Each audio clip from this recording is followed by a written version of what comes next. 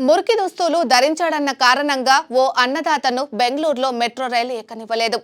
ఈ నెల 18న జరిగిన ఈ ఘటనను ఓ ప్రయాణికుడు ఈ నెల 24న సామాజిక మాధ్యమంలో పోస్టు చేశాడు.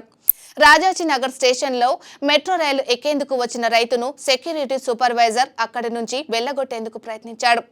ఇది చూసిన మరో ప్రయాణికుడు కార్తిక్ వెంటనే జోక్యం చేసుకొని ఏ కారణంతో రైతును మెట్రో రైలు ఎక్కనివ్వడం లేదని ప్రశ్నించాడు.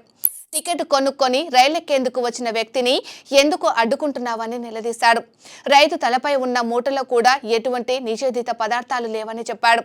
మెట్రో రైలు ఎక్కేందుకు ప్రయాణికులు ఎటువంటి దుస్తులు ధరించాలన్న దానిపైన ఏదైనా డ్రెస్ కోడ్ ఉంటే చూపించాలని అన్నాడు.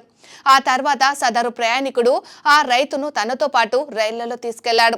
ఈ ఘటన సోషల్ మీడియాలో వైరల్ కావడమే కాకుండా బెంగళూరు మెట్రో వ్యవస్థను విమర్శల పాలు చేసింది.